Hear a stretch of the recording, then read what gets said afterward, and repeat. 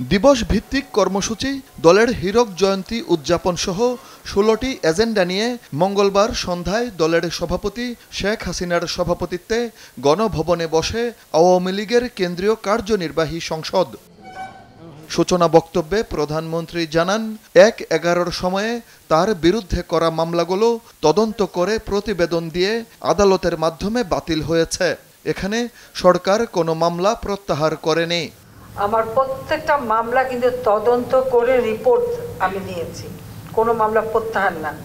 আমার বিরুদ্ধে যত মামলা হয়েছে সব মামলা তদন্ত করে রিপোর্ট নিয়ে কোর্টের দ্বারাই কিন্তু সমস্ত মামলাই বাতিল হয়ে গেছে। এখানে আমরা সরকার থেকে কোনো মামলা প্রত্যাহার করিনি।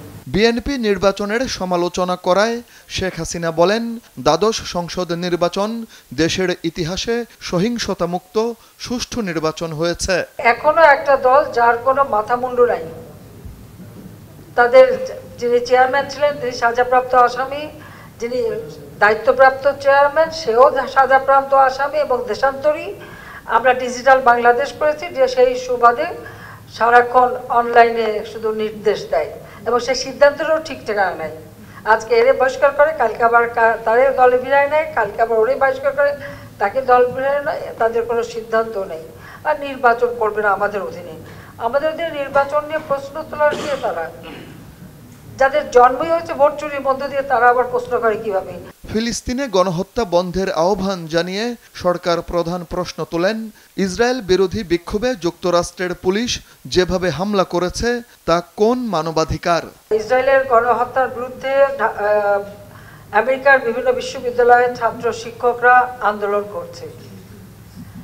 এখানে আন্দোলন করাকালীন সময় একজন মহিলা প্রফেসর, সে বলছে আমি প্রফেসর ইউনিভার্সিটির, পুলিশ তাকে যেভাবে কাপড় দিয়ে ধরে, হাত ধরে পিঠ মোড়া দিয়ে মাটিতে ফেলে, হাঁটু দিয়ে তার উপর চেপে তাকে যেভাবে অ্যারেস্ট করেছে, এবং সেখানে ছাত্র শিক্ষক, তাদের হাতে লাঠিও ছিল না, আগুনও ছিল না, তারা কিন্তু পুলিশের বিরুদ্ধে মারমুখীও ছিল না। তারপরেও আমেরিকার পুলিশ যে আচরণটা করেছে, ও দেশে যে মানবাধিকার কতটুকু আছে সেটাই তো প্রশ্ন। কথা বলার স্বাধীনতা কতটুকু আছে সেটা প্রশ্ন। অন্যায়ের প্রতিবাদ করার অধিকার কতটুকু আছে সেটাই আমাদের প্রশ্ন।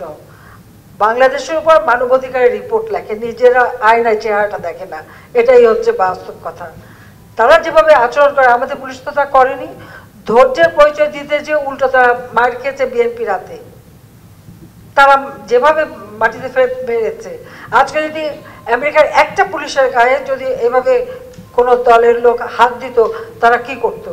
যুক্তরাষ্ট্রে বাংলাদেশি নাগরিক হত্যার জবাবও চান বঙ্গবন্ধু কন্যা।